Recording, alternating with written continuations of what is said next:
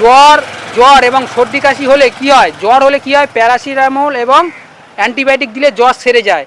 আর এই রেপ যদি বন্ধ করতে চাই, রেপ যদি বন্ধ করানো যায়, একটাই রেপের ওষুধ, এনকাউন্টার। 15 বছর ক্ষমতা থাকাকালীন যেখানে যা গণধর্ষণ ও খুন হয়েছে, উনি যদি সঠিক তদন্ত দিয়ে ন্যায় বিচার পাইয়ে দিত, তাহলে আজকের না আরজিকর ঘটতো, না তামান্না ঘটতো, না বারুইপুরে ঘটনা ঘটতো। রিওপেন হলি এই যে চারজন বাইরে আছে, সেই চারজন আলটিমেটলি ভেতরে ঢুকবে। তাদেরকে ভেতরে ঢুকিয়ে আমি চাই তাদেরকেও এই ইনকাউন্টার করে। ঠিক এখন যেই জায়গায় দাঁড়িয়ে রয়েছি, এই জায়গারই একটা ঘটনা। 2013 সালের 7ই জুন শুক্রবার। বুঝতেই পারছেন কোন ঘটনার কথা বলছি, কামদুনি।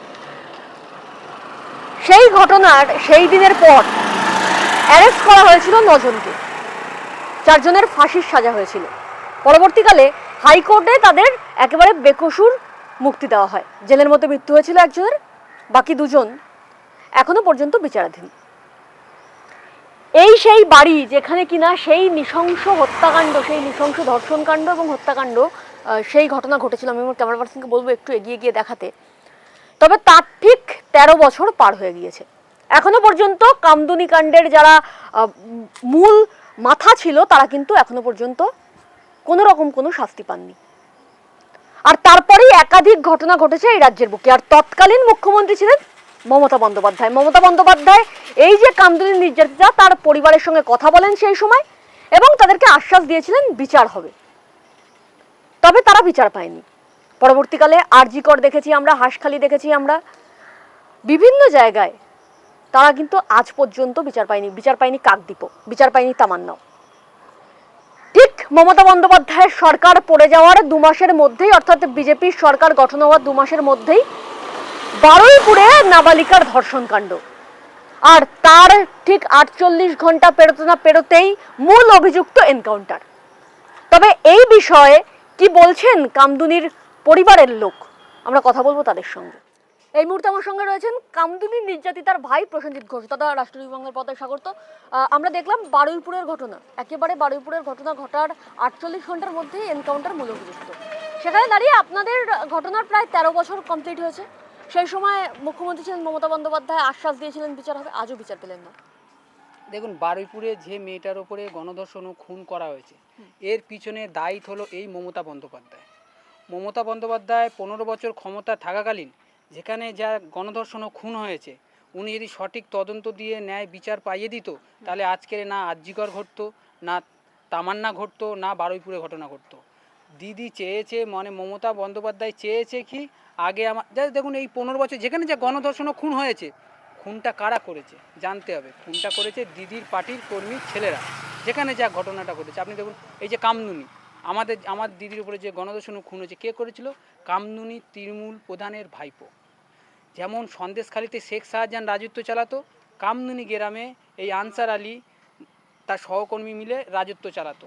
ওরা আমার দিদির বলে না, এর আগে অনেক মেয়ে বউ এই রাস্তাতে হেঁটে হেঁটে যাতায়াত করতো, তাদেরকে গণধর্ষণ রেপ করার চেষ্টা করেছিল, তারা পালিয়ে ছুটে চলে গেছিলো। সেই দিনকে মানে আমার দিদি পরীক্ষা দিয়ে ফিরছিল, আমি আসছিলাম, তা ওই দুষ্কৃতীরা কী করলো, আমার দিদিকে এই জায়গাটায় দাঁড় করিয়ে আমার দিদির পিছনে প্রথম মাথায় আঘাত আঘাতে মারার পরে আমার দিদি অজ্ঞান হয়ে যায়। এই গেট দিয়ে ভেতরে নিয়ে যায়, এই 3টে ঘরের মধ্যে আমার দিদিকে রেপ এবং মার্ডার করে। আর ওই পাঁচিলের ওই ধারে আমার দিদির বডিটা পড়েছিল, ঠিক আছে।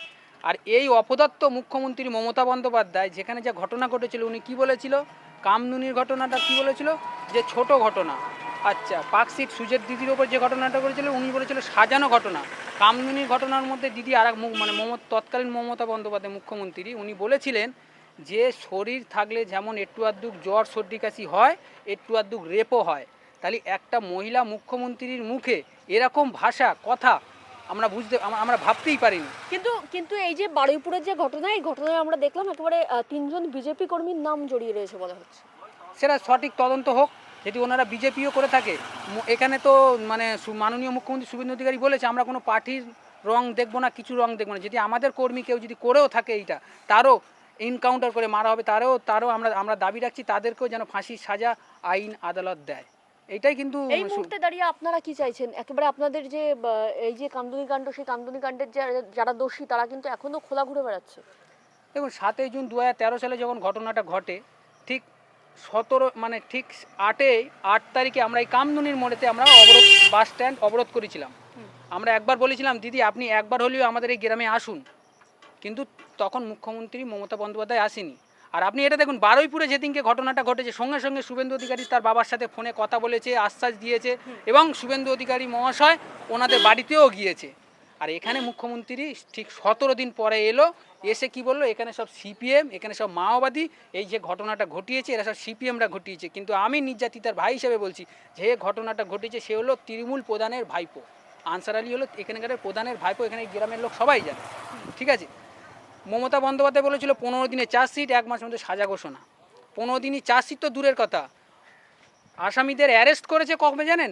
1.5 মাস পরে আসামিদের অ্যারেস্ট করে মানে জেলে ঢুকিয়েছে পুলিশ। আর এখন প্রশাসন দেখুন 24 ঘন্টার মধ্যে, বারুইপুরের ঘটনায় 24 ঘন্টার মধ্যে তাদেরকে অ্যারেস্ট করেছে, এবং একজন পালানোর মানে তদন্ত যেখানে ঘটনাটা ঘটেছে ওখানে নিয়ে যাচ্ছিল, সে পালানোর চেষ্টা করছিল, পুলিশের কাছে অস্ত্র ছিনিয়ে সে মারতে চাইছিল, তাকে এনকাউন্টার করে মেরে দিয়েছে। আপনারা এই মুহূর্তে কি চাইছেন? আমরা এই মুহূর্তে চাইছি যে আমাদের যে 4টে আসামি বাইরে আজকে ঘুরে বেড়াচ্ছে, খোলা আকাশে ঘুরে বেড়াচ্ছে, আমাদেরকে হুমকি দিচ্ছে, ঠেক দিচ্ছে। আমরা বিগত যখন মমতা বন্দ্যোপাধ্যায় সরকারে ছিল আমাকে অ্যাটেম্প টু মার্ডার করার চেষ্টাও করেছিল, এই 4 জন মিলে। আমি হেয়াস্টি থানা, রাজার থানায় আমি কমপ্লেন করেছি, কোনো পুলিশ কোনো অ্যাকশান নেয়নি।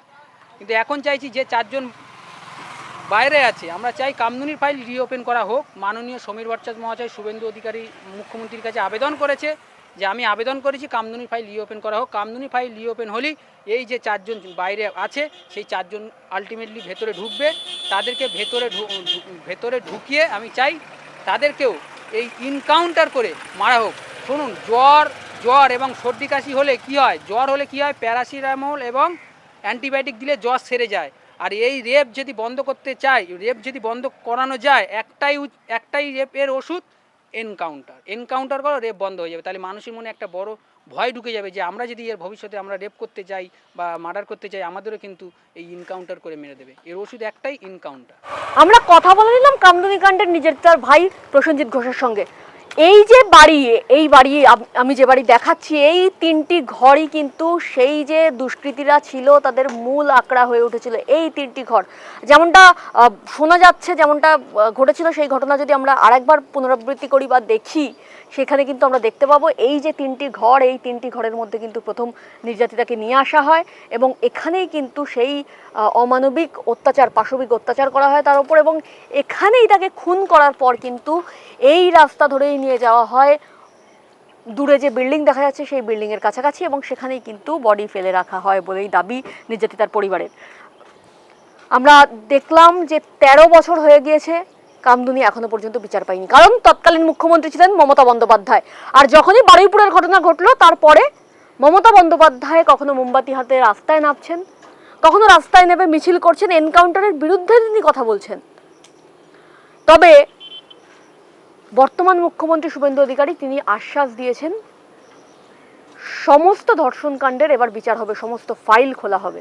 আর একেবারেই শুভেন্দু অধিকারীর কথা মতো দিনে জমা রাতে খরচ, সেই পদ্ধতিতেই কিন্তু বিচার হবে। আমাদের নজর থাকবে বিচারের দিকে। সত্যিই কি বিচার পাবে কামদুনি, সত্যিই কি বিচার পাবে হাসখালি, সত্যিই কি আমাদের নজর থাকবে সেই দিকে, একেবারে বিচারের দিকে, যে সত্যিই কি এবার বিচার পাবে কামদুনি, সত্যিই কি বিচার পাবে হাসখালি, সত্যিই কি বিচার পাবে পার্ক স্ট্রিটের মতো ঘটনা। আমরা ফিরবো খুব তাড়াতাড়ি গ্রাউন্ড জিরো থেকে। ততক্ষণ সঙ্গে থাকুন, দেখতে থাকুন রাষ্ট্র টিভি বাংলা। ক্যামেরায় নূরের সঙ্গে তপস্রী, রিপোর্ট কামদুনি।